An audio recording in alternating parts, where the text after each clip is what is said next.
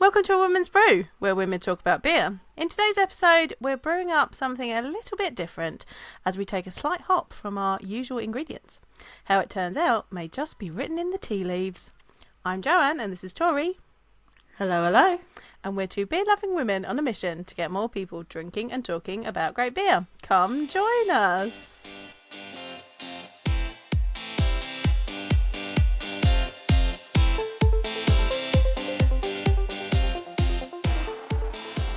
Yeah, that one was a bit long today. I don't think it is. I think you're just extra tired. Oh, maybe. I think it's the normal length. You're just double tired. I'm losing my voice, so. Yeah. Well, you'll be happy to know. I mean, the people listening may not be happy to know, but you'll be happy to know that it's probably mainly me doing the talking today. I'm slightly better than you. I guess we should preface. We're tired.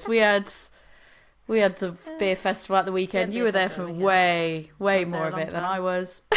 You got back like a good amount of time after me. I did a lot of talking. Do you know what? I was talking to Nat Watson about this actually. And we were talking about how we should probably warm up our voices before we start doing all this talking, right? Because, you know, she did a lot of talking during lockdown when she was doing classes and doing book club and thing. And actually she's now having to retrain her voice because interesting. Yeah, because where she did so much talking, she kind of started talking in a way to compensate for all the talking she was doing, and now she's got to kind of go back to talking so that she doesn't damage her vocal cords.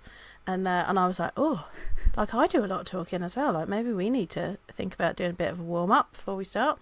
And then did so much talking at the weekend. This morning I was like, I'm definitely losing my voice. Is this just because I was talking to Nat about it or what? Who knows? Yeah, I think I do much more at these type of events, especially if I'm your type of working is different than my type of working. So my type of working is a lot of active listening. You have to do a lot more talking to people. Yeah, you have to do a lot of talking to people. Yeah. I have to just do a lot of active listening and complimenting people. I did a lot of complimenting people on their attire. I was excellent shirt, really amazing shirt. Usually it's just a lot of shirt admiration, and when someone goes, that's really good, I go, thank you, as if I brewed it. And I was like, thank you, I will take the compliment, I appreciate you. I think that's more my spirit, or the most I have to do is someone will be like, what do you have on, and I have to explain it, or they'll ask for a recommendation, and then there's conversation there. But you have to proactively go and talk to people. Mine's a lot more reactive, so I think I'm okay. I did think I was losing my voice first thing this morning though, because it's really loud. So you have to shout over everybody. It's really loud, so you have to talk over people. You're doing a lot of talking because you're seeing people. I'm talking to customers, I was talking to the people there, I was talking to people that recognise me. Someone came up to me and complimented us on the podcast, and he didn't tell me what his name was, but you know who you are because you came up to me by the American bar and told us that you love the podcast and we needed to keep up the good work. So thank you for saying that to me. You didn't tell me your name though. Didn't tell me your name, but you said that you told Tori as well previously that we were doing a great job. So thank you for listening. I was going to say I did have at least one or two people be like, oh yeah, I listen to the podcast. Oh, thank you. Yeah, so thank you, dear listeners, for people continuing to listen to us. Today's beer. If it was you, well, message us and be like, that was me. I was unidentified human number one. Tell us who you were so we can give you a proper shout out. I feel like today's beers might actually they might soothe. I was going to say the tenuous link there is today's episode. If you haven't figured it out from the intro, I mean, we've done a coffee one. Yeah. Now it's time to do a tea one. Beers with tea in them. Or beers that kind of try and emulate tea flavours, I suppose, as well. It's a tea theme. We're going with a tea time theme. Yes. Because what else would a Bostonian and a Brit, two very different reasons for having tea so important to them. I'm right, okay. I threw mine in a harbour. I've got a confession. You have it at a special time of day. I have a confession to make. Yes. I don't really ever drink tea. I'm a terrible British person. Like I used to when I was a kid, because, you know, everyone drank tea. But I prefer coffee. I'd much rather have a coffee. Sometimes I'll have a chai, vanilla chai. Yeah. Every now and then. So I used to really like Twinings, grapefruit and pineapple green tea, but they seem to have stopped making it. That sounds really interesting. It was really lovely. Used to enjoy that. Little squeeze of honey in there. Very nice. But they seem to have stopped making it, so I don't have that anymore. I had a really nice see this. So now you feel conflicted. More confessions. You're like, More confessions. I actually quite like an iced tea. Ooh, yeah, I do as well, though, but that's not a surprise. Tea. Yeah, but I'm English, so iced teas are supposed to be a bit weird for us, but I really like an iced tea. Yeah, but do you think that's because British people have it in their head that it's the same thing with iced coffees, when I say about iced coffees, and people go, oh, it's like in their brain they think I've made a hot coffee and then just like put it in a mug and then let it sit there until it got cold enough to drink. Like, I'm not joking, the amount of people I had to be like, that's not a thing. And it's the same. It's the same thing with iced tea. Like, I don't just make a cup of tea. Put in your standard, you know, your builder's tea. You get the milk in there, and they're like, which shade? We're like, pick your gradient. I find that the most difficult thing about British people. That's the most stressful thing. When someone's like, I was like, I'll make you tea, and they're like, cool. And I'm like, how do you want it? And then it's like, just a splash of milk. And I was like, I don't know, because everyone's splash is different. I'm like, you add your own stuff. I will brew it for you. I will put it in a cup for you. I will give it to you, and I'll give you the milk and I'll give you the sugar, and you can do it however you want, because I find that very stressful. And if you do it the wrong way, someone's gonna be offended. Like, it is a fact. But it's like, I'm not just chucking milk in there and then being like, leave it out for a bit. That was a big deal when I used to work. When like my job involved kind of a little bit of hospitality, with people come into the office and, you know, you'd have to be immediate like, can I get you a tea or coffee? Or you want tea? How do you like your tea? And then I'm like, mate, I don't make tea at home. The ways that British people go and describe it, though, it's because, like, I guess with Gordon, you're like, that's my husband. Like, I understand what he wants. I've seen the coloration of it. If he don't like it, he can do it himself. Like, also true. But, like, I find that the most challenging thing about being in the UK is when you have to make tea. That is, honestly, forget all the shit that you have to learn for, like, the citizenship booklet. It should literally be like, your citizenship, like, make someone a cup of tea and do it based off the instructions that they give you. Ooh, because if like they don't factor level activities, 100%, if they don't have, it's like basically like an escape the room. It's like, if you don't have a colour palette of, like, here you go, let's go with, like, you know, the paint toner, like if you don't have one of those Dulux paint, like, samples of, like, it's this colour one, I'm not gonna be able to figure it out. Like, how much is a splash? Because, like, one person's splash, you go like boop, and you just put like a little bit, and they're like, not milky enough. And they're like, I want it milky enough that I can taste the milk. I'm like, I don't know, what point do you taste the milk? How much milk? And then but then also, if it's too much milk, ruined. And they're like, it's a bit milky for me. And you can tell when they don't drink it, you're like, well, I fucked it up. But then you can't figure out how you fucked it up. Like, I can literally feel your anxiety about this. Like, I can feel it. It's palpable. I am not even lying to you when I say I think I've attempted to make, like, 3 people tea, and it was like someone coming to do the boiler, and I was like, well, I'm never going to see them again, it's fine. Or someone coming to do the plastering. But even then, I don't think I've made it, like, even with my in-laws with coffee, I'm like, I've given you the coffee, here's the milk. Yeah, I don't think you've ever add made it coffee. yourself. I just make mine. No, because of this reason, I will boil. And I'm fine with that. I will fine with that. Brew you the coffee, or I will either brew you a pot, or put it in an espresso, or make you Instacart. I've got all the coffee for you. I've got all the tea bags for you. Whatever you want. But I am not going to mix it for you, because that is a personal thing. Anyway. Like, when I come and visit, I basically live there. Yes. I did have to leave to go work at Crafty. I was like, see you later, bye. And it was just me, and I was sat in the living room. Foley was having a little nap. I was sat doing a little bit of work on my laptop. Rick was out in the garage doing what he had to do, and then I was like, I'm going, Rick, bye. See you later. See you tonight. I lived there. It was fun. What I will say about tea though, and because I just want to clarify this point about the whole you don't just leave it out to get cold. Like, so No, I do. So the tea that I do have, I like iced tea, and occasionally I will have a peppermint tea. Okay. Because like sometimes I will have it if I'm not feeling well. Peppermint tea is like for me probably just easy because you just chuck it in. Hot peppermint tea. I don't drink a lot of hot beverages, but if it's really cold, I'm feeling really shit, potentially I'll have a peppermint tea. And I have bought quite a few of the Bird and Blend teas, and they have been very good when I've had them. I've started buying the loose leaf teas. But I'm going to say this, it's like I am a coffee drinker first and foremost. And what I think is funny is on occasion, like Bird and Blend, for example, will go, here's these really interesting mixed boxes of teas. And I go, those flavours sound really nice.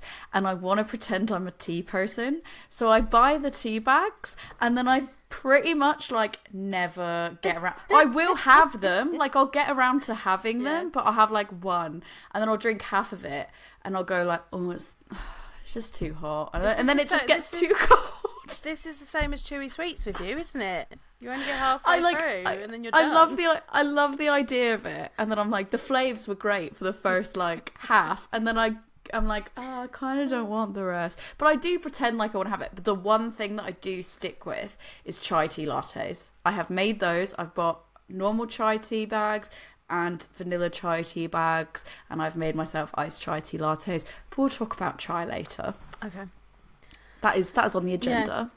So we've talked about like brewing with tea, like putting tea into beer previously, but we've not really talked about different types of tea in beer. So I think this is going to be fun.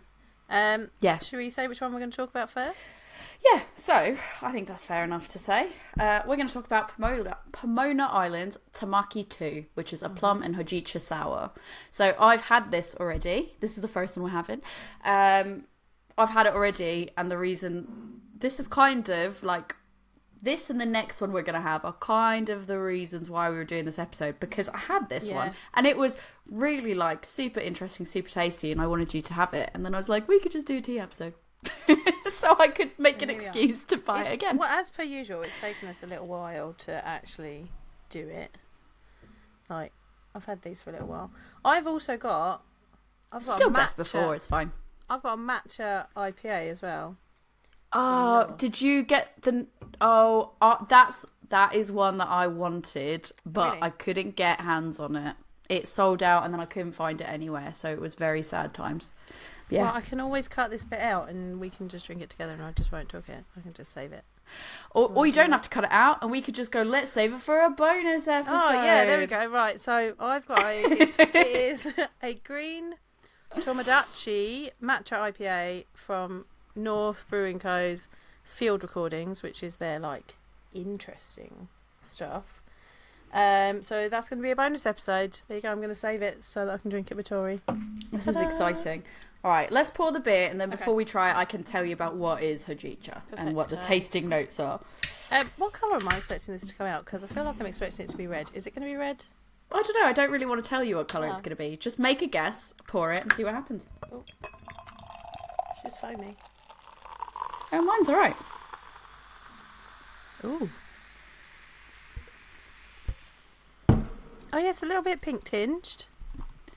I think it's quite pink tinged, to be fair. Mine's it's blush. I would say blush. Yeah, that's good. Blush and bashful. Blush and bashful. Your colours are pink and pink, my dear. That's still my beautiful reference. Blush colour. Oh, and it just smells really lovely. But we'll get into that in a minute. It does smell lovely.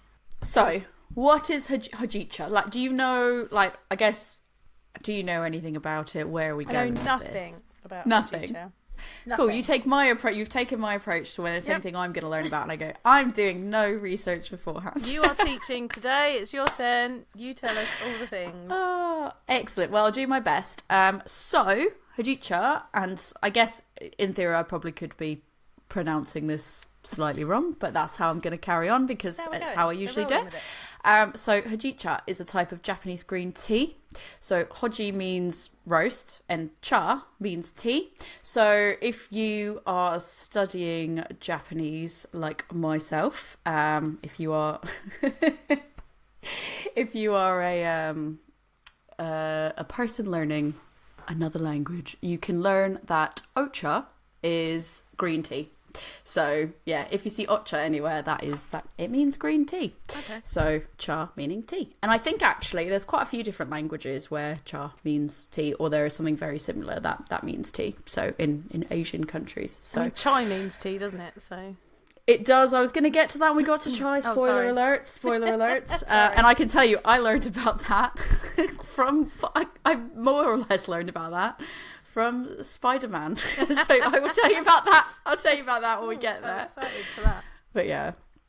So Hojicha originated in Kyoto in the 1920s. Okay. So I think the things here to kind of understand is like when we say it's Japanese green tea, I think a lot of people think of matcha.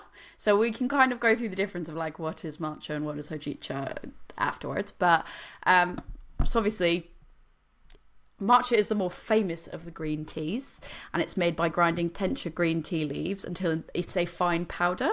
But Hojicha is made by roasting green tea leaves. So you can powderize it. So you can have like Hojicha powder, but typically, you know, when you're talking about like the leaves themselves, they are roasted. So that is the main difference there. The idea behind the creation, which I thought was really interesting, the creation of Hojicha was that it was created in an effort to reduce machine harvest waste by roasting leftover leaves, stems and twigs over hot charcoals, which would then leave a reddish brown fragrant tea.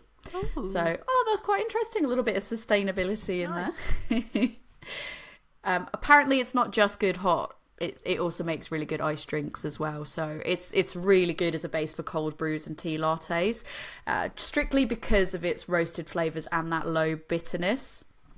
So there are lots of different varieties of Hojicha. When you look it up, there's a bit of variety, but as a whole, basically the appearance, as I said already, it can be in loose leaf or in powder form. Colour wise, it's a reddish brown colour. So if you think about like black tea, it is a light black tea. It will look similar to that.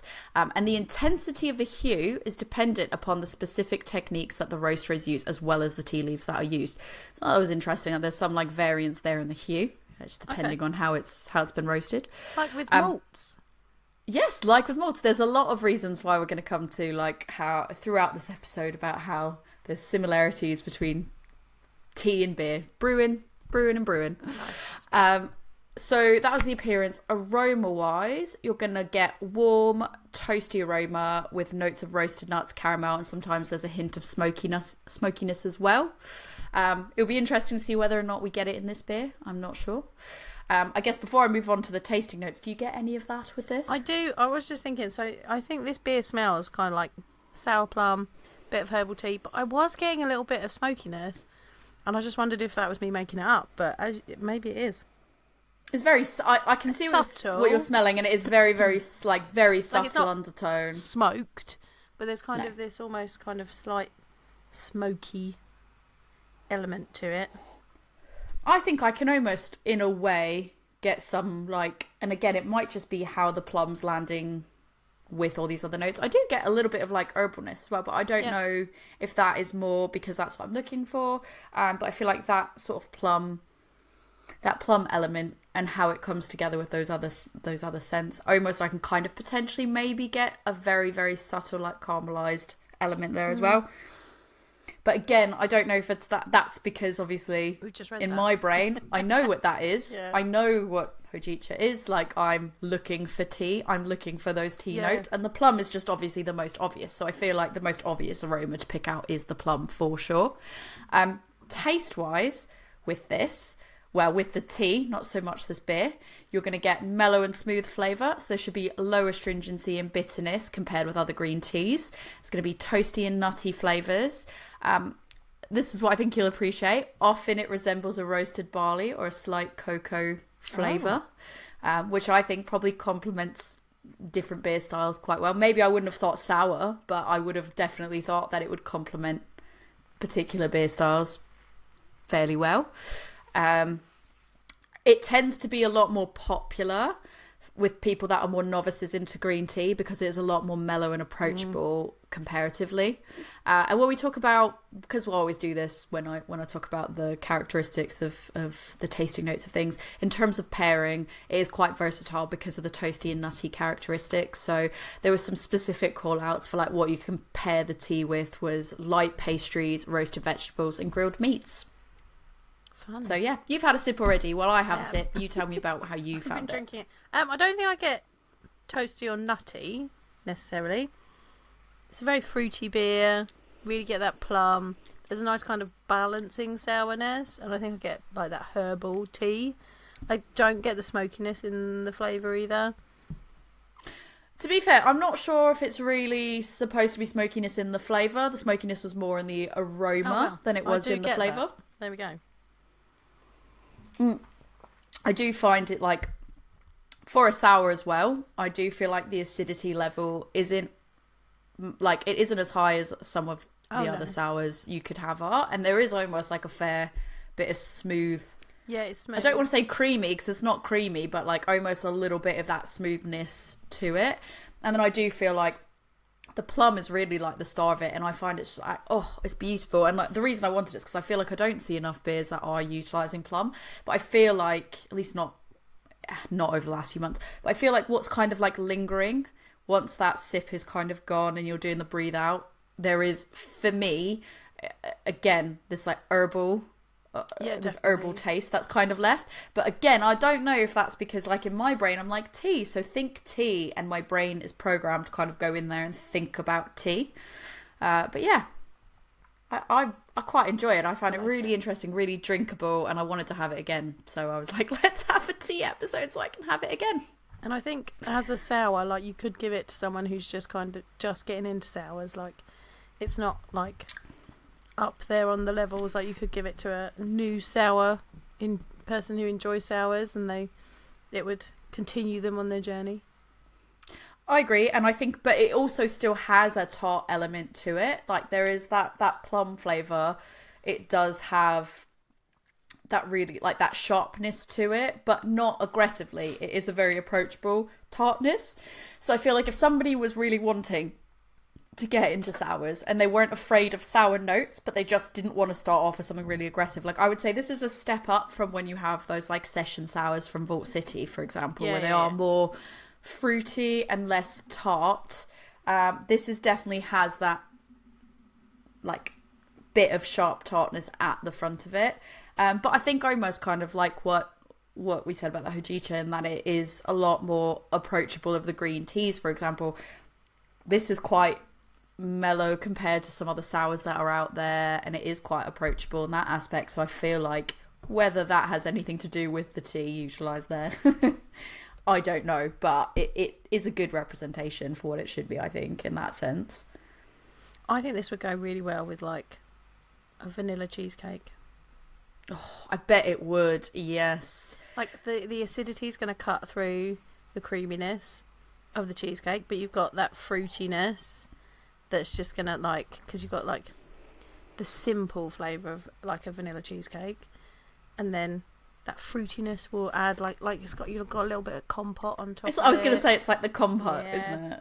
Be good. And it is just it's not too, there's like no flavours here that are too overpowering. They work really, really well together, and it's just a really like smooth, really well flavoured beer. So the back of the label, it says brewed to celebrate second birthday of Tamaki, the art director Mako and creative director Gaz's son.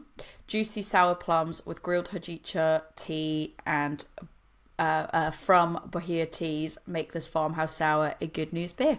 So hopefully there's, in the same way that there's the abukis every year, I think they do the tamakis every year. So it is, I really particularly loved it. Yeah, it's a really good beer. I feel like I could drink a lot of this.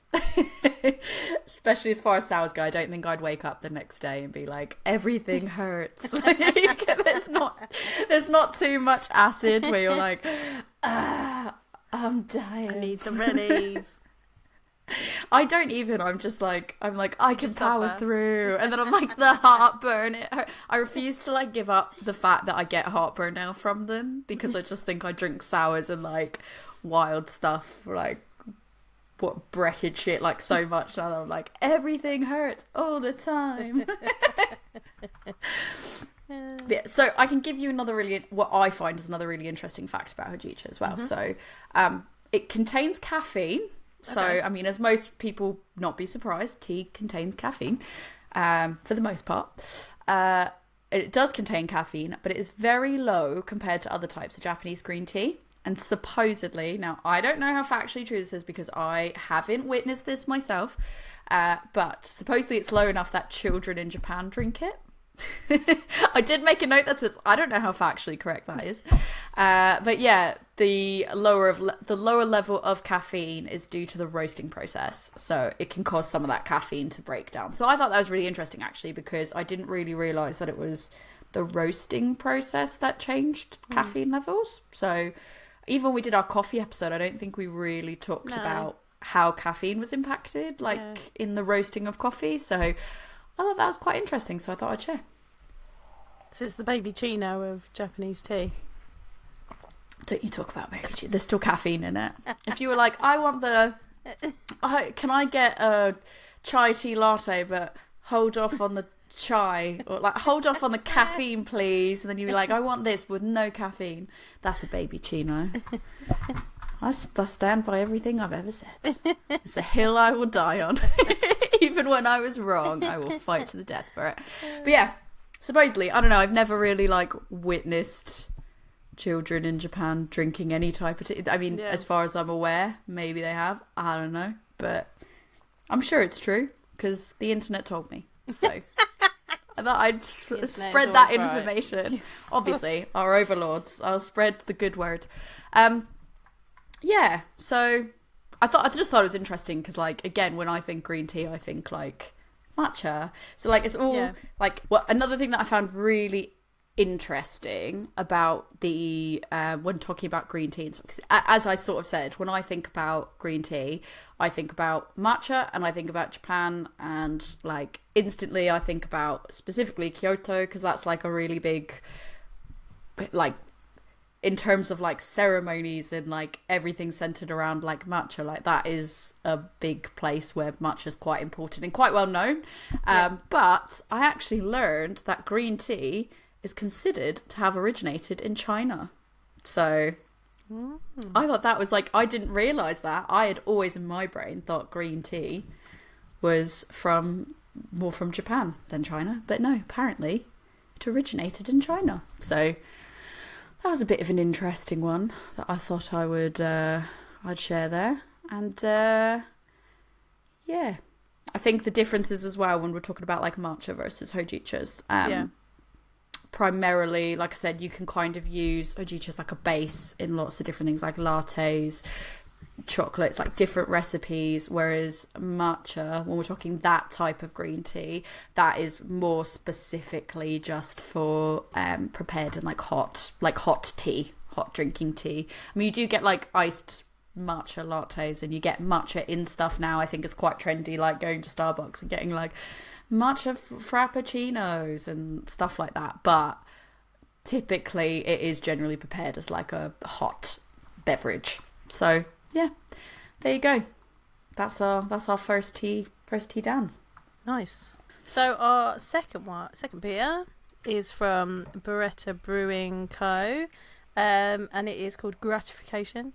It is an imperial stout with cacao nibs, coffee, a bit off topic, oolong milk tea, vanilla, nutmeg and cinnamon. It's a special brew. Yeah, I think we were doing some online shopping for an episode, a different episode, entirely different episode. And then I saw this and I was like, and I kept being it's sort of budget wise, we really shouldn't get it. But then I saw what it was and I was like, that's super interesting. And then it just validated the fact that we had to have a tea episode. Yeah. So, it's also 10.3% and it's a school night. But, we're doing this for you, listeners. My husband literally was like, I don't understand how you're drinking stouts and imperial stouts on a Monday night, especially after you just went to a beer festival over the weekend. And I was like, that's all I could say. What doesn't kill you makes you stronger, right? Start of the week as you mean to go on with the week. So I mean, I've got another beer festival at the end of this week. I don't, but I am going for beers at the end of this week. I've got keep it all topped up, right, and just be like a steady level. I've got a thing that I can't say that's happening this week, and then I've got at the weekend some friends visiting, so it's gonna be great. Oh, look at that! Oh, it smells like cold brew. It does. I can smell the tea in it though. It's almost a bit like weirdly, almost a bit perfumey as well. Yeah, that would be the nutmeg and the cinnamon. Oh, I love it. I love it so much. I just know. I was like, this smells amazing. It doesn't smell like I really hope that it tastes as good as it smells, because you know how like sometimes you have these beers that smell amazing, and then you taste them and they're not bad. Yeah. But you just go, taste like but it smelled to 10. And if I hadn't smelled it, I would have been like, cool, taste is up there. Yeah. But because I smelled it and the smell was a 10, I'm like, well, all of a sudden it's dropped down because it's never going to live up to that. Yeah. I just keep going back to the smell because it just keeps smelling really good.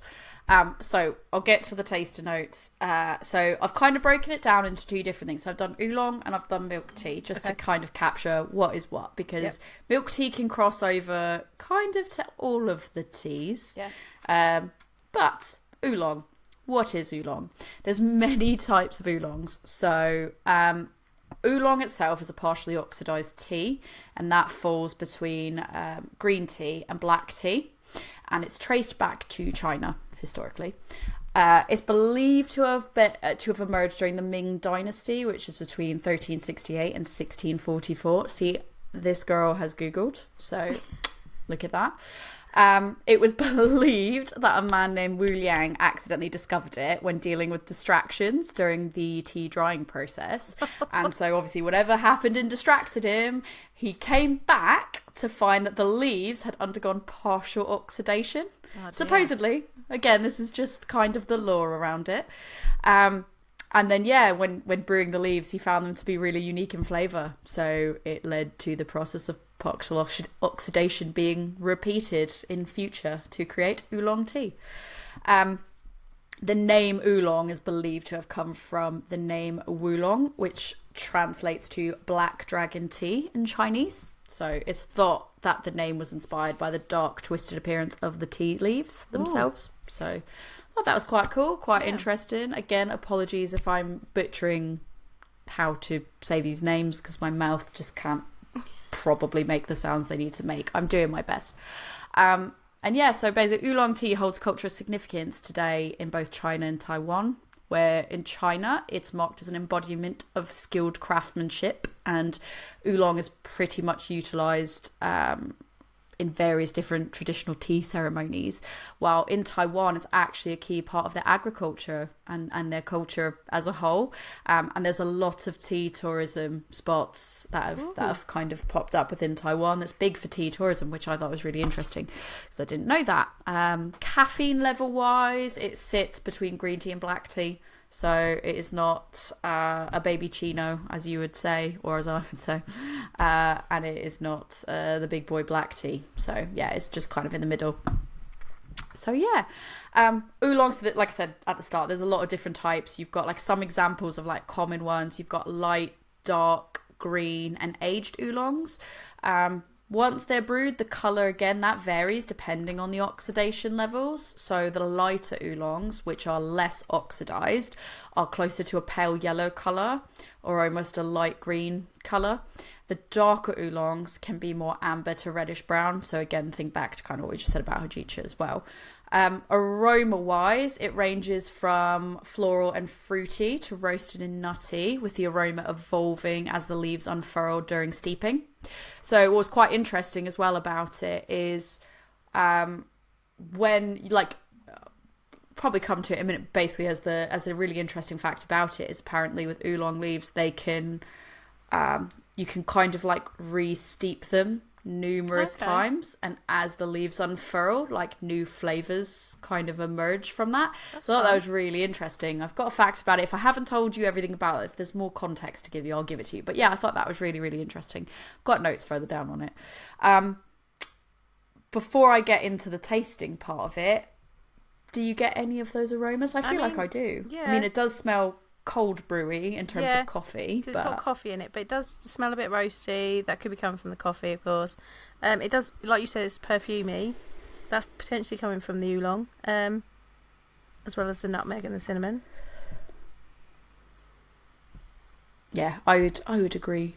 I think with your synopsis there. All those things that are on the list of what's in it, you get elements of those. Like, I get a bit of cacao, I get coffee, I get vanilla, I get nutmeg, I get cinnamon. Like, I'm getting floral, perfumey for the oolong tea. Like, I'm getting all of that in the aroma.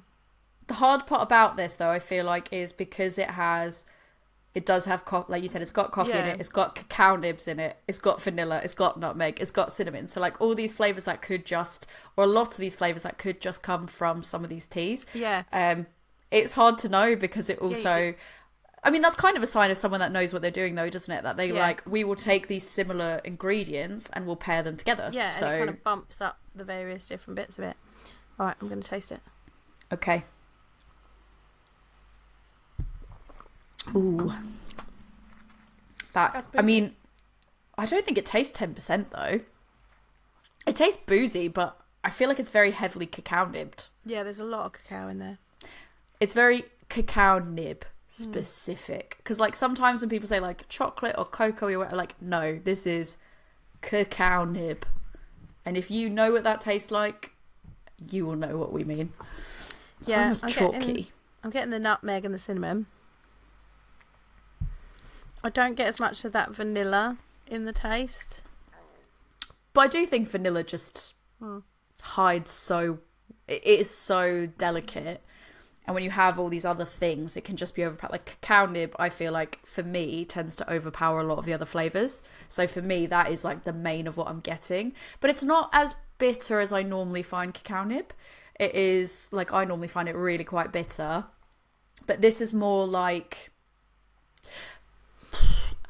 when you're baking with chocolate, you're baking with like proper like baking chocolate, but you kind of like lick the spatula, and there is almost that, but it's not too aggressive because it's like once you've mixed in like some butter or something, you're like, oh, it's a little bit easier to take. That's how it's landing for me. I'm still getting, like, as I've had more sips, I'm getting that kind of perfumey-ness as well. So tasting notes as far as oolong goes, light ones are more fresh and floral. They're going to be reminiscent of like orchids or lilacs.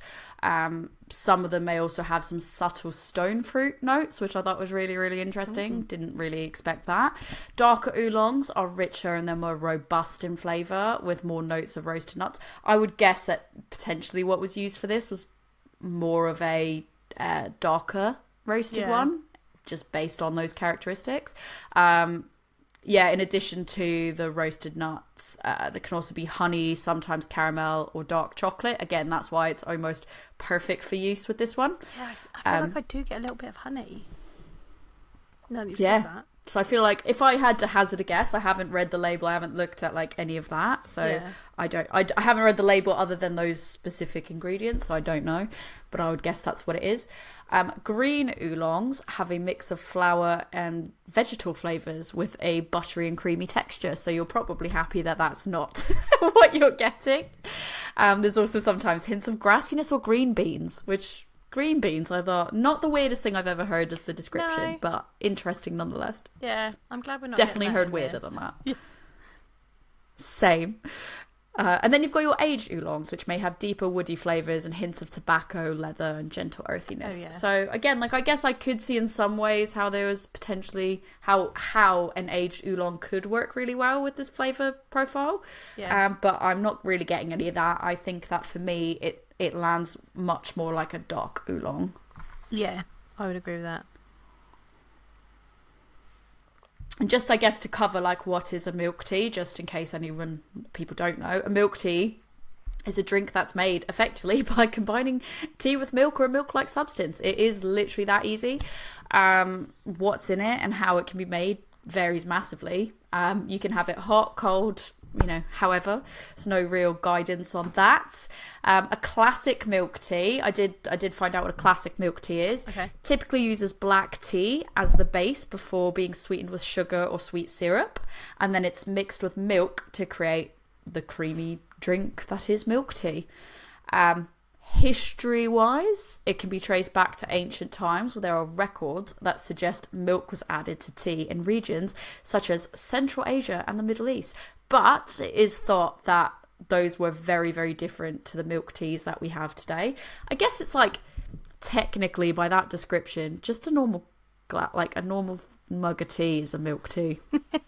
Like, guess so. It is, isn't it, though? Like, you just put milk in a tea. But some key examples of what people think of in our more milk tea, quote unquote. So you've got obviously the classic, which I've just said. Yep. You've got boba tea, which is also known as bubble tea. I effing love bubble tea, even though I hate the tapiokes. So the flavour of the milk tea I love. I like the tapioca in a beer. I find, I've had that, and it is also really good.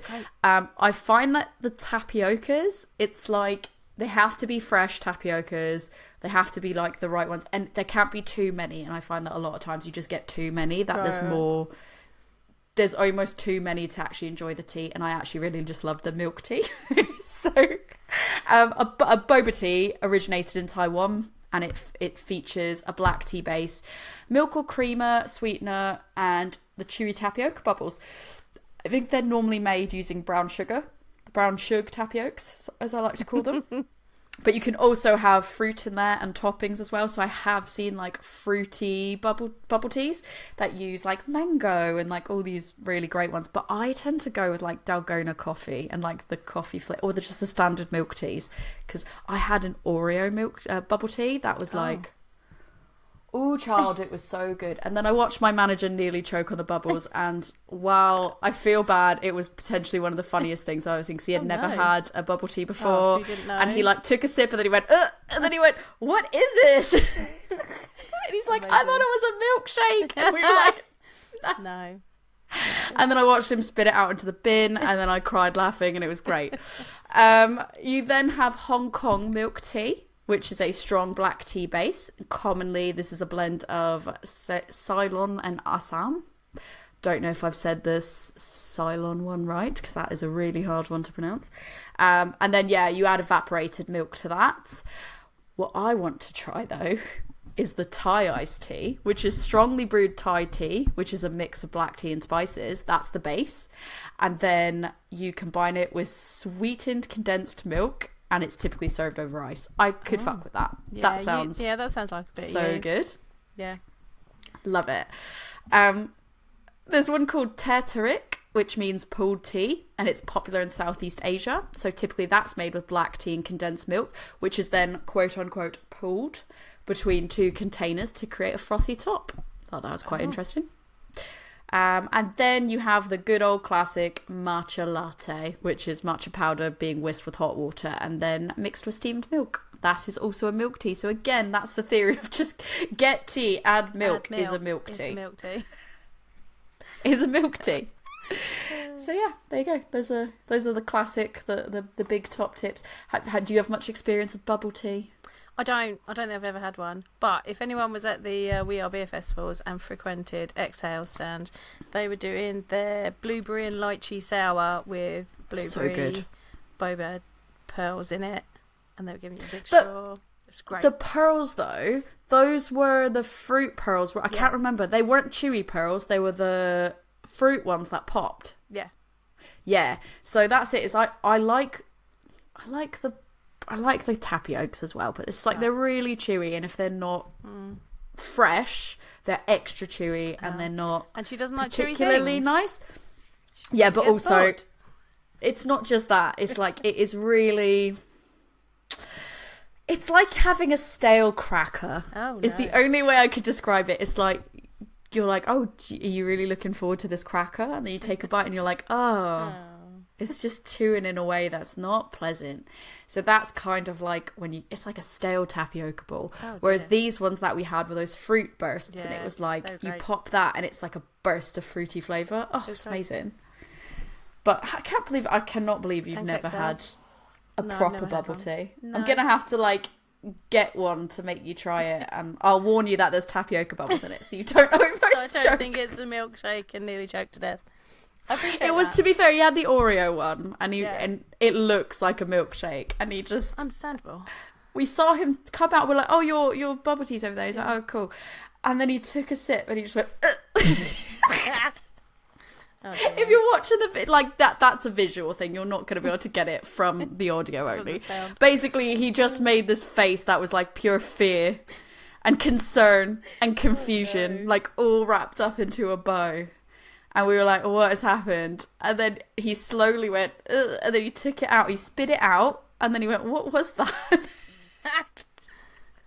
And we still talk about it to this day. I told my co-worker that's just joined, I was like, she's like, I love bubble tea. And I was like, oh, our manager hates it. For you. I react to things that he posts sometimes with the bubble tea, and he's like, I hate that. And I'm like, I created an emoji, which is a bubble tea doing a shrug. So I've responded with that. And he's like, I hate that. I hate the bubble tea. And I'm like, bubble shrug. Anyways. So yeah, what are your feelings on this beer overall? I like it. It's definitely a sipper at 10.3%. It doesn't necessarily taste 10.3%, but it is boozy.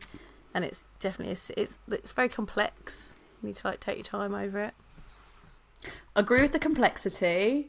Agree that it is more of a sipper, and I think for me the sipping element is because the cacao is so strong, and I find that it's like you can't drink that too quickly, because that, again, it doesn't make sense to anyone but me, but that chalky, like when I say chalky I mean like CHALKY type of chocolate, it's just a lot. But like the complexity's nice, and I don't think it tastes 10.3%, and I actually think I could drink it relatively quick comparatively for like the ABV, if this wasn't a Monday night. So but yeah, it's really lovely. I'm into it. Shall we move on to our last and final? Right, so our last one is from the mighty Overtone, and it is called Chai Right. It's a chai latte stout. I remember seeing this one as well and being like, I think this was one of the first ones that were like, we could do a tea episode, and then I was like, oh, I don't know. And then I saw when we saw the Tamaki too, I was like, yes, definitely yes, we've got two now. So I think someone had this the other night when we were on recording with the Beer Fridge guys. I think they did. One of them had it, and I was like, but I was like, I couldn't say anything at this point because obviously we had already prepared to do this, and I was like, I can say nothing, but this is great. But yeah, let's crack this bad boy open and talk about chai. Also, I can tell you, I learned the fact that yes, chai means tea. Not that I knew it, but I didn't really think about it consciously. And then we watched the new Spider-Man cartoon. Okay. Over the weekend. We watched it on Sunday, as it was our duvet day. And one of the characters is it's meant to be sort of like of Indian descent, and he was like, someone said something about chai tea, and he goes, that's basically just tea. He's like, you know, chai means tea, right? And that's just saying tea. And I laughed, and I was like, oh yeah, that is true. I was like, I never really thought about that. Yeah. I haven't seen the new Spider-Man, so I don't know how I saw it, but I was like, oh yeah, like, so don't say chai tea because you're just saying tea. It made me chuckle. I was like, oh yeah, I never really thought about it. Like, I knew it, but I never really thought about it. And he's like, it's basically just saying tea. And I was like, it kind of is, yeah.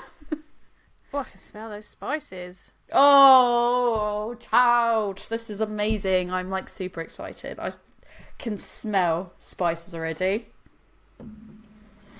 Oh, I feel like I'm going to love this. I think you're going to love this. This smells like a bit of you. I'm either going to love it or I'm going to be really disappointed because the aroma is not... I feel like, just to follow up on the last one, I feel like the taste actually did live up to the aroma. Like, I was happy with it. Yeah. This one, I'm worried. I could either love it or I could be super disappointed that it doesn't live up to the aroma. So, chai. My first note for chai was... A chai latte is actually listed as a variation of a milk tea. Ta-da.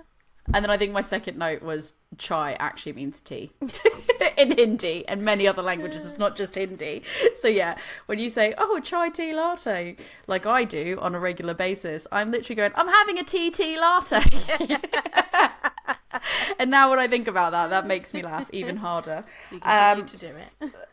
Yeah, it does actually. I kind of do, just because it makes me laugh. So I'm like, haha, TT. The origin of chai is that it originated in India. Obviously, as I've said, it's like chai means tea in Hindi, as I think that's probably like the biggest out of all the languages that it means that in. And I found that it was initially rooted in medicine. So I'm not going to try to pronounce the type of medicine because I know that I will butcher that. And it was hard to find a guide that was very clear on how to pronounce it, so I just won't say it. But yeah, it was rooted in medicine, and I'm going to imagine that part of that, it didn't really say why, but I'm going to guess part of that is because what is in chai, which we'll cover in a minute, but I think some of those sort of spices have historically been used for medicinal purposes. Yeah. So yeah, it's a strong black. The strong black tea that is used in chai is typically Assam, and that was discovered in India. So there you go. That's a fun fact.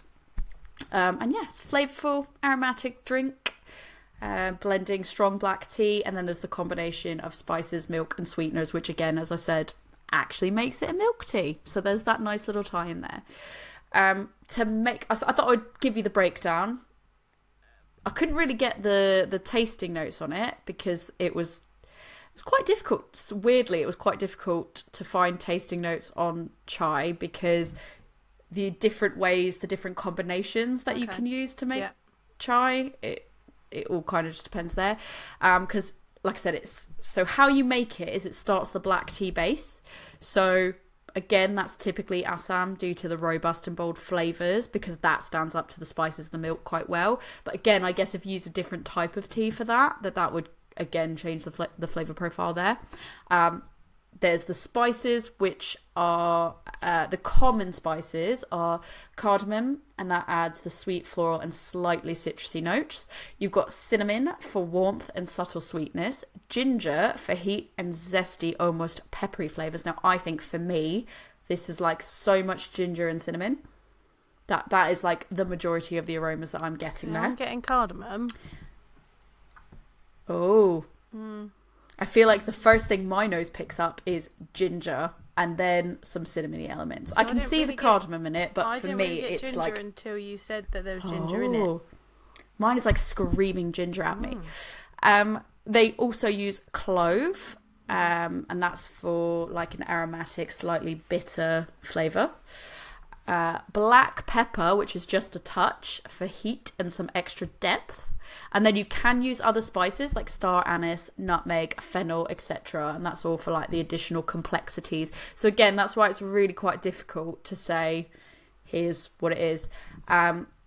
Milk is obviously added for its creaminess, and the ratio of milk to tea varies depending on how rich and creamy you want your chai to be, obviously. You sweeten it with sugar. It's typically an unrefined sugar, but you can also sweeten it with honey or other sweeteners if that's your preference.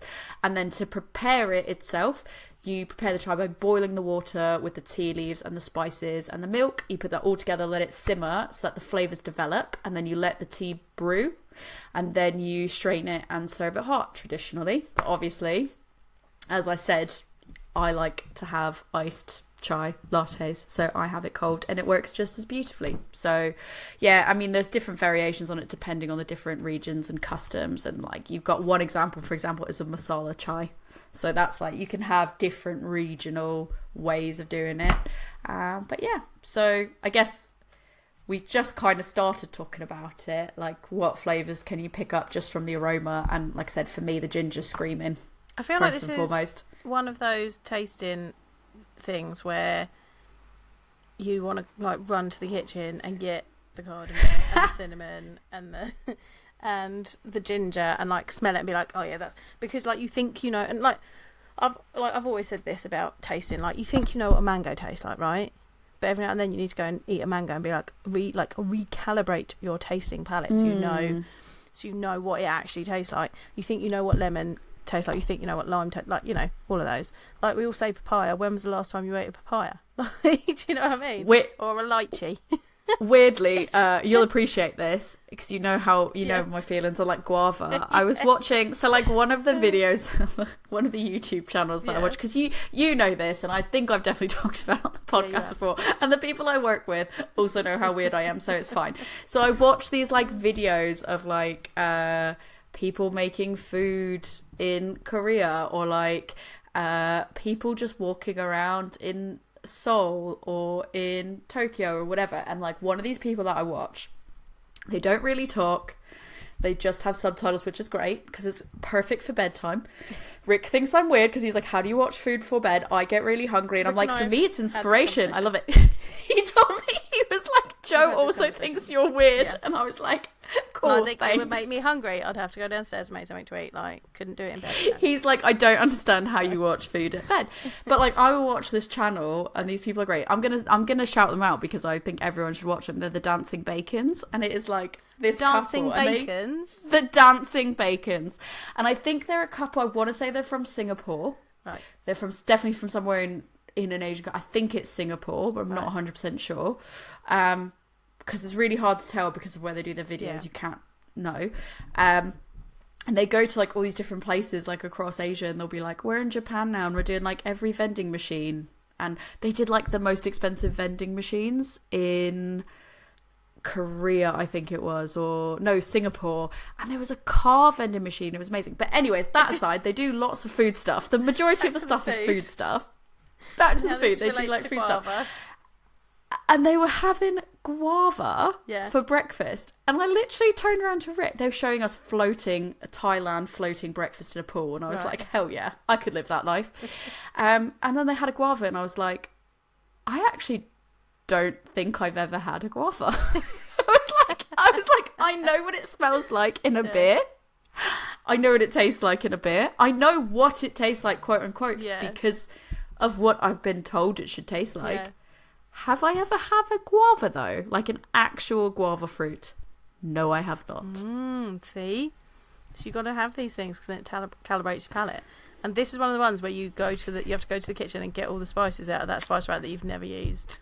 Well, the question is, I have all these things. Do you want me to go get them? No, it's fine. This is why I can smell cardamom, because when I recalibrate my palate every now and then, I smell the cardamom pods. I think the thing is now that it's been sat here open for a bit, so initially it was immediately ginger. Yeah. Now that it's been breathing for me, the cinnamon, so as I said, it was ginger first and foremost, then cinnamon. Now the cinnamon is definitely, the cinnamon/nutmeg is definitely, or cloves. It's really hard to tell sometimes because they all are very quite similar. They're all the pumpkin spice variety. They are all coming through. I think I can get cardamom, but... Yeah, so I get cardamom, then cinnamon, then ginger. Right, I'm toasting it. Let's go in.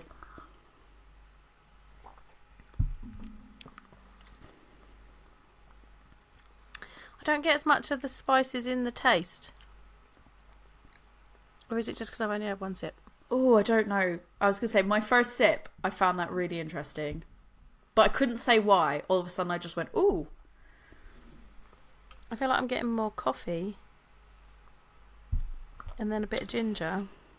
Oh, I'm not. I'm definitely getting spices. I'm very much getting chai spices. This is, for me, as a chai... I'm not going to say chai tea latte. As a chai latte fan, because I will have that on my... When I don't want to have a second coffee, I will go for the chai latte. It tastes like an iced chai latte. Those flavours, for me, are there. Yeah. I'm getting a lot of cinnamon. Yeah. Whether they put it in there, I don't know. As I'm drinking more of it, I'm getting more spices. I'm reading the back of it. Another addition to our latte stout series, this time bringing a winter warmer to the range. Milk sugar is added to a thick stout base before being conditioned with chai spices. I do get the chai spices, and I'm not mad about it. I'm happy about it. I don't really get the coffee as much, to be honest. I get a little bit. This is a 9% though. I don't taste 9%. No, it doesn't taste like 9%. That's lethal. That tastes like 6%. Danger juice. Max. 6% absolute max. I said danger juice to a brewer at the festival for their 10.3% beer, and they were like, I need to change the name of this beer. Because it was a bit, so it was a Negroni sour made with carrot juice, which I couldn't get you because it ran out. Can I just say, my favourite story about that was she came over to the bar. She was like, I had this amazing thing. I had this, and she was like, could not wait to tell me. And I was like, amazing. And I was like, could you like maybe go get me, because I couldn't leave because it was just no, it was busy, absolutely rammed. Yeah, I couldn't even leave behind the bar if I wanted to because there's so many people stood around. And I was like, thank you, this is great. And then she came back with what I can only say was a very definite stout. After she had just been like, I'm going to get this, it's really interesting, it's made with carrot. It's just, and I was like, that sounds incredibly wild, incredibly interesting. I will have that. I made my way back upstairs, past the enormous toilet queue and past all the people, back to the bar, it had run out.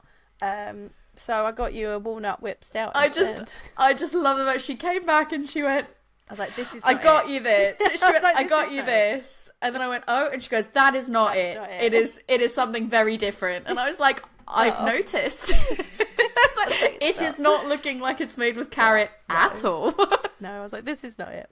This is not the one. You were like, it's very good, but it is not what I went for. And I was like, I didn't really want a stout, but it was a very beautiful stout. But it was really good. So I was like, Black Iris made a delicious stout. I wasn't even in the mood for the stout, and I was like, well, I'm going to drink it because this is actually really beautiful and it smelled great. And then I gave it to Rick later, and he was like, this is fucking great. It was so good. That was Danger Juice as well because it was 12%. And it was a walnut whip stout, and it was called Whip It Real Good. Whip It Real Good. That was such a good name. Yeah, I've got a photo of you holding your phone with pure joy going... And I was like, I love it. This is it. I didn't get you the Negroni sour one made out of carrots though. But I did say to the brewer, this is Danger Juice. Can you put it in a can, please? I said, this is Danger Juice. And he's like, oh, if I rebrew it, I'll have to call it Naughty Carrot Juice. And I was like, yes. I think I called something a danger noodle out of like, I don't know, my reaction was just someone said danger. No, there wasn't even a snake. My reaction was just going, oh, danger noodle. I don't know why. I just said it. And obviously no one in my immediate vicinity had any idea what I was talking about. And I was like, oh, brilliant. I was like, oh, I think there was like a cable or something. And I went, oh, a danger noodle. Because it was just like, I was trying to clean things up. And then I was like, yep, okay. It's just me. Bye. Brilliant. Little insight into what it's like to work a beer festival with us too. This is what it's like just to work with me in general. My colleagues will attest. This is like 90% of the shit we talk about anyways is that. Let's finish it off with some fun facts before we go. I've got 10 fun facts for you because I like round numbers. I like round numbers. Yeah. I went with the 10. I couldn't go with 9 because that felt weird. Some of these might not be the most fun. We'll see. You tell me how fun they are. Okay. Fact number... I mean, don't rate them because the ones that are not good will make me feel sad because I'll be like, that was the best one, and then you'll be like, that was a 1. I don't want to make you feel sad. Don't rate them. Just thumbs up or thumbs down. Fun fact or not fun fact. According to legends, tea was discovered by Emperor Shen Nong of China in 2737 BC when tea leaves accidentally fell into a pot of boiling water he was preparing. I mean, that's cool. I don't know if it's true. It's just a legend, but it's a cool legend. I love the way we think things started. Like there's a legend that mead started in like a hollow tree and with some rainwater and a fallen beehive. I mean, that's a pretty good one though if you're going to do it. Like we actually don't know. It was a mistake. Fuck it. Right. Sure. That's how we discovered penicillin. Yeah, that's true. Number 2. I mean, isn't that kind of more or less... Sorry, side tangent again. Isn't that kind of how they figured out, like, just leaving a paddle in beer? They're like, oh, yeast. But they used to think that it was like the magic paddle that started the fermentation process. Just think about that. They're like, one day we put a paddle in and it was just like this witchcraft. Like, all of a sudden... things happened because of this paddle. Before that, it's because they just left it open and the wild yeast got into it. But then it used to be that like they knew they could start fermentation by using the same kind of stirring stick, which was obviously made out of wood. And of course, the yeast was in the wood, from where, they obviously weren't sterilising it between, because they didn't know about that. So the yeast was in the wood, so they knew if we stir it with this stick, it starts it off, right? Or we put a bit of the old beer in it and it starts it off, because it's magic. But actually it's, yeast that they didn't know about yet, because they didn't know about microorganisms. I like to think more that they were like, when we use this, when we use the circular motion, this like circle motion is the one. That's the one that gets it going. And they were like, they always have to do it in the same exact way, because they're like, that's the one that kicks it all off. In my brain, that's how I would love that they would have thought about it. Fact number 2. Tea is the second most consumed beverage in the world. Do you know what the first is? It's not beer, is it? No, it's not. Sure isn't. So it's not tea and it's not beer. Ooh. I mean, other than water. It is water. Oh, it is water. The first. Oh, okay. Most consumed beverage. Yeah, and then it's tea, and then it's coffee. And then it's coffee. Okay. Yeah. So, my third fact was, I guess, thumb up, thumb down on the funness of that fact. In the middle. Medium? Yeah, medium. Unsure. Okay. Third fact. Like beer, different teas require different temperatures for brewing. So, green tea, as an example, typically is brewed at a lower temperature, which is around 70 to 80 degrees Celsius or 160 to 180 degrees Fahrenheit for Americans listening. And that is to avoid bitterness. So also, like beer, just to be the so I'm the harbinger of doom this time, climate conditions, weather conditions, economic factors, all those can also lead to impacts in tea production. Yep. So it will be interesting to see how that shapes the tea landscape in the future. Climate change is real, y'all. That one's a bit sad. Yeah, don't rate that fact, 'cause that's a sad one. Dr. Doom and Gloom is here. So you know how we talked about when we did our coffee episode? Yes. About the most expensive coffee. I think it was from Kuala Lumpur. Oh, yes. And it's the one that is basically the poop coffee. The poop coffee, yep. The poop coffee. So sticking on a similar toilet theme, there's a Chinese entrepreneur who created panda tea, and that is grown using panda poop as fertilizer, because he claims that the nutrients from the panda's digestion enhances the tea's flavour. I mean, slightly better because it's not. Fertilizer. Yeah, but it's also not coming from direct. It's not coming out of the poop. It's just helping the plants to grow. Yeah, so like that feels a little bit less wild. Because you're like, yeah, it's just a panda's poo. I mean, one of my granddads did used to, like, if he was driving along and there was, like, some horse manure on the side of the road, he would, like, be like, I'm going to go gather that, use it in my allotment, because it was really good for fertilising his plants. So, I'm not going to say at all where I thought you were going with that. But it was not that. And I was very glad that it turned into that. I was like, okay. Just say no more. Okay. But where's very your brain going tonight? Yeah, not there. So the next fun fact is that in some parts of Asia, there is a trend of topping tea with cheese foam. Cheese foam? Yeah. Like foam from cheese. How do you make cheese foam? Well, I don't know. Cheese foam. They top it with cheese foam. Because apparently, like, those... while you think that's absolutely disgusting, right, actually, the way the flavours work together apparently work very well. I don't think I want cheese. I don't personally want that. Then you also have parts of... in parts of the Himalayas and Tibet, where traditional tea includes adding butter and salt to the brewed tea. It's not even part of the brewing process of tea. I mean, I've seen people add butter to coffee. I have as well. Like a keto thing? Yes, that's a keto thing. Because I remember seeing that in the US and being like, what are you doing? On the coffee menu, we were like, why is it asking if we want to add butter to this? And we were like, that's so weird. And then obviously Rick was like, because you know you Americans love butter. And I was like, no. I was like, this is not normal. Like, this is not a normal way. And he goes, maybe it's just a typo and they didn't mean that. Yeah. And the butter's meant to be for, like, the bagels or the muffins or whatever. Yeah. And I was like, I don't know. It's very clearly listed with coffee ingredients. Coffee. Yeah. And then I found out, because we were saying it to someone that we're friends with over there. And they were like, oh, no, it's a keto thing. And I was like, I did think that was weird. And they're like, it's a dietary. Yeah, it's a dietary thing. So...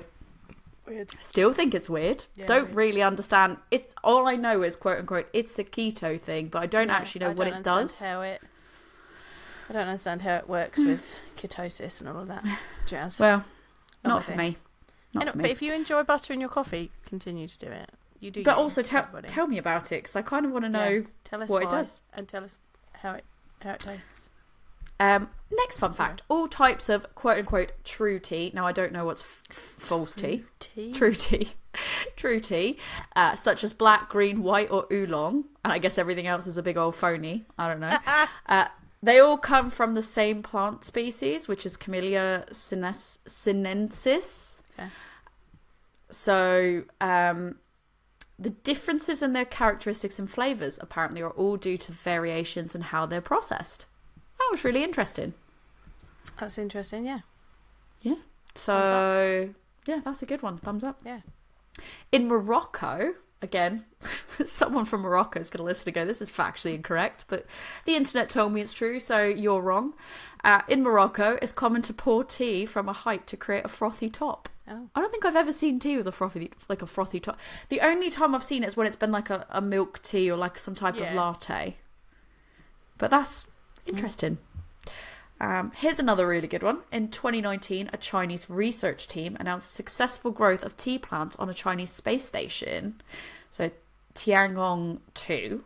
The seeds from said plants were sent to space in 2016, and they found that the tea plants that grew up there had smaller leaves and they grew faster than their earthly counterparts, and the tasting notes and aromas were also slightly different. So I thought that was different. They were looking at ways to see, could it grow in space? Let's see what could happen there. So that was quite interesting. For when we destroy the planet and we have to move planets. It's true. Down to the last two facts. We're going to move on past the doom and gloom. Last two facts. Can you guess? So I've got the top 5 producers of tea in the world. Who do you think they are? Like countries or brands? Countries. In no particular order. India, China, Japan, some other places. Like all those other places. Because I guess we've spoken about China, Japan, and India quite a bit. Yeah. So this is all by the metric tons produced per annum is how much this is based on. Top 5 producers of tea in the world as of just a few months ago were the number one. Actually, do you want me to go from the start or the end? Should I go from the end? Yeah, go 5, 4, 3, 2. Number 5. Yeah. Number 5 is Turkey. Okay. With 175,000 metric tons produced per annum. Number 4 is Sri Lanka with 400k tons produced per annum. Number 3, big surprise to me, Kenya with 305k tons produced per annum. Yes, that was Kenya is coffee, really. Coffee, yeah. They are they're smashing it out with all the production of your breakfast, your favourite breakfast beverages, or your favourite daytime beverages to keep you running and caffeinated. Number 2, as you guessed, was India with 900k, and number 1, predictably, is China with 2.4 million. Absolutely, like, all the others are just dwarfed in comparison to that. 2.4 million, and the next one's 900k. Did you see that little Twitter exchange when it was Twitter about the guy who thought that Yorkshire tea was grown in Yorkshire? No. So someone got really upset. Please. Because he was just like, British made, blah, blah, blah, drinking our Yorkshire tea, da, da, da. And, like, Yorkshire tea was like, it's not grown in Yorkshire. And he was like, what? What do you mean Yorkshire tea's not grown in Yorkshire? Why is it called Yorkshire tea? Like, very upset that Yorkshire tea didn't actually grow in Yorkshire. Was he like, don't get those foreign imported tea? Literally, proper racist. And it's like, dude, Yorkshire tea doesn't grow in Yorkshire, mate. We can't grow tea here. What are you talking about? Yeah, that's the whole thing. It's like, if you look into the history, I stayed away from anything like besides the intro where I said I'm from Boston and we chuck that shit in the harbour, I stayed away from politics and tea. Yeah, there's a reason why, like, British colonial Britain loves tea for a very, I guess, very obvious reasons. Very different reasons. Yeah. So yeah, and when you said Japan, yeah, they were actually not even number 6. They were number 8. Oh, not too with far. only 89k comparatively to everyone else. So that's really interesting. I think a lot of people, like I said, really think about the same as you. They think, because I think of green tea and green tea culture and tea ceremonies and like all of those, what's known about, you know, places over in Asia, it's like people will probably think, oh yeah, China. If I think that some people, if they're not even thinking about chai, they won't even think about India. They'll just go China and Japan. They won't think about like anywhere else. But yeah, actually it's 6 is Indonesia, 7 is Vietnam, then you have Japan, number 9 is Iran, and number 10 is Argentina. So I wouldn't have thought. Very interesting. I wouldn't have thought that either. And then our last no, not Yorkshire at all. That guy's gonna have an absolute conniption. But he probably wouldn't have listened this far. If this man even listened, he would not even make it to this episode. He'd be out at episode 1 within the first 5 minutes. The last fact that I've got for you is that it's about the most expensive and rarest tea that is out there. It is priced at around $1.2 million a kilo. And it is the most expensive and rarest in the world. It is called the Da Hong Pao tea. So it's an oolong breed. I love how they have to call it a breed. Oh, it's an oolong breed. With records dating back to the Ming Dynasty. Ooh. And it's the finest quality of the teas come from the mother trees, of which there are only 6 in existence. 6? Wow. Which is, I guess, what makes them super rare and super expensive. So what does that work out? I thought I'd end on that one with a bit of luxury. Does it say how much that works out, like if you just wanted like a cup of it?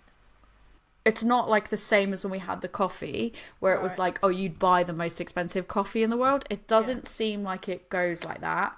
Although it does say the UK's, what I have managed to find says the UK's most expensive cup of tea has arrived in London.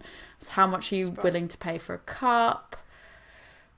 The Rubens at the Palace, which overlooks the Royal Mews at Buckingham Palace, one of London's swankiest hotels. This is an article by Secret London, I should say.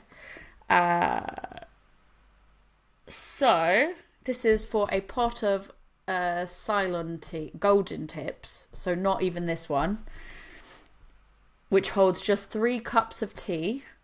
It costs £500. And then it's like full stop, and the next sentence is just says, for a pot of Ceylon golden tips, which holds just 3 cups of tea, you'll be handed a bill for £500. And the next sentence is literally just 500 English pounds.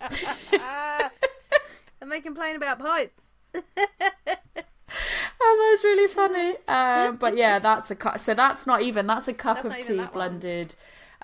No, that's a rare tea blend produced in the Highlands of Sri Lanka. Okay. That's been brought to the UK by specialist tea merchants, PMDT. That's a great name. Yeah. I can't really find anything that has to do with the answer. It's expensive. If that one's not even one that comes like from one of 6 fucking mother trees, like that, the only 6 trees in existence, and that's 500 quid for a pot that holds 3 cups. Like that's not even like. And I guess like for me, I have no measurement of what a kilo is in terms of like what goes into a cup of tea. I've no idea. No, I don't know. And why does the pot hold 3 cups? Like if there's 2 of you, you want like 2 each, right? You got to have like 1.5 each, or you have the next cup of the most expensive tea. I'll treat you. I feel like it's like, I genuinely feel like that's going to destroy friendships. But don't you think that when they go 3 cups, when they go 3 cups of tea, and then you're like, that's not really 3 cups. That is really like 2 cups. Yeah. It's like 2 normal people cups, right? Not the time. The like.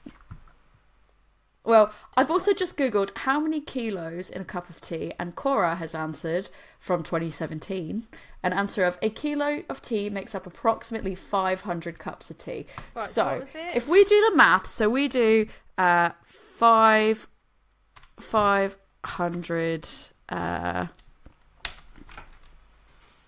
I don't even know how to do the math on this. I'm bad at math. Can I pass on this? Can I just? You can pass that to me. Right. So how much is a kilo of that tea? 1.2 million. 1.2 million. I went in so confident that I knew what to do with this math. And then I was like, I knew exactly the equation to do. And then I started typing in numbers and I was like, immediately, I have no idea. I was like, it's a lot. It's a lot. It's a big math. A lot. Yeah.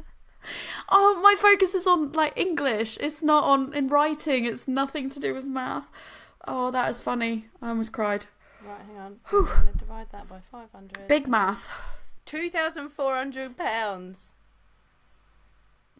That would work out to that much One for cup. a cup. Like if you were One making cup. a cup with based on Cora's. Based on Cora telling us that there's 500 cups Cora in a telling kilo. £2,400 for 1 cup. Thanks, Cora. Yeah, because that should be right. Because it says it makes approximately 500 cups of tea, so it's not like it's like physically one like measuring cup. Yeah. So that hopefully is right. That's funny as hell. I don't want to pay that for a cup of tea. Yeah, but also if somebody said to you, like, this is one, like, how would you feel if someone's like, I can get you? How much are you willing to pay for a tea that's made with one of only 6 mother trees? Probably not a lot, because I'm not that bothered by tea. Yeah, no, that's true. But, like, it's the opportunity. Is that, like, YOLO experience, isn't it? Do you know how many beers £2,400 is? That's a lot of beers. I feel like I'd have to get something more than just a cup of tea. Like, you'd have to show me the mother tree. Like, I'd have to know. You want to go and drink that was. I wouldn't know what I was looking at. Under the mother tree. Yeah, in front of it. Yeah. Yeah. Like, it would have to be a whole experience. That'd like, be there more would have to be expensive a tea than ceremony. £2,400. Well, it's included in this thing. So, like, if in my brain you told me I would pay, what I'm saying is I'd be willing to pay that if you gave me like a tea ceremony at the tree, and I could verify it was that tea. There you go. I would. Yeah. Photo of me under the tea, drinking the tea. Yeah, it would be good. Yeah, Instagram worthy moments. Then I wouldn't post it to Instagram because I'd be like, I forgot. Pretty much. Well, that's all the fun facts I've got for you. That was a good fun fact. That was the best one, I think. That one was the best one. I like the space one. It was cute. The space one was good too. And the panda poop. The panda poop was good. Right, we need to go finish these beers. So, Tori, if people want to tell you where you could get a cup of this £2,400 tea, or if you can find the if you feel like you've done the math better than us, that you've seen like where you can actually get a cup of it, because I tried googling and Google's in this quick 5-second Google, it's failed me. So if you could do a better Google and you can let me know, you can find me on Instagram at adventures_in_optimism. Or at Gmail at adventuresandoptimism@gmail.com. Let me know. Send me articles. Send me what you got, and I'll check it out. If you want to send it to both of us, if you want to just tell us that we're both wrongins for not liking tea, I know I'm a traitor to my race. Or you want to weigh in and or you want to weigh in and say, are you team me, who would pay 2,000 whatever, big math, to have a tea ceremony under the mother tree, or Joe? Absolutely do you not. Agree with Joe and say I don't drink tea? No. This is like that moment when we were at the festival where you climbed over the thing and I was like, absolutely not. Oh, that was brilliant. I told Rick about that was great. That's like the epitome of our friendship. You're like, whoop, and I'm like, absolutely not. Done. I'm not climbing over a barrier. I will open it and close it again. Forgot about that until you just reminded me. It's just because you walked up and you went, absolutely not. Basically, for the reference, there was like, it's not when she says barrier, it was literally a yellow, like it was one of those yellow things that you like just, a ribbon. It's like ribbon, that's it. Yeah. A ribbon that slots in, like you get in the movie theatres. And I just went like, whoop, and I just climbed over it. And Jo walked up to it, and she went dead serious, like, did not miss a beat. She just went, oh, absolutely not. And then she just opened it. I slid it open, I went through, and I closed it again. Closed it. Not climbing over that. There was no words. I said nothing either. I just went and I climbed over it, and she just went, oh, absolutely not. But yeah, if you want to weigh in on would you be team buy the tea for a unique experience or a team absolutely not, you immediately know. You can weigh in to both of us at a Women's Brew on Instagram or a Women's Brew podcast at gmail.com. You can. Jo, if people want to hear more about your betrayal to the British public, where can they Come talk to me about why I prefer coffee. I just do, peeps. Get over it. You can find me at my beer school, which is Love Beer Learning, and we are on Facebook, Instagram, X. I don't know. I don't go on there, so I don't know what it's called now. We call it Twitter, TikTok, and Pinterest. I'm mostly on Instagram, so come find me there. Or you can come to my website, which is lovebeerlearning.co.uk. Or you can email me, lovebeerlearning@gmail.com. Going to be putting some blogs up on the old website at some point. Maybe I'll do one about tea in beer. Maybe we'll write this up and have it on the blog if you prefer to read it. I found out that my blog link doesn't even really work anymore because I lost the... No, it works, but I lost the domain because I didn't repay for it. So now if you click on the link... If you don't click on the link, it says it's broken, and I haven't written anything new. I haven't gone back to update the link.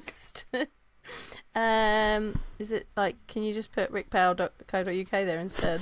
Don't give him free marketing. This is not his space. This is not his space. Are we now sponsored by rickpowell.co.uk? We are absolutely not. We are not sponsored by him. Get out.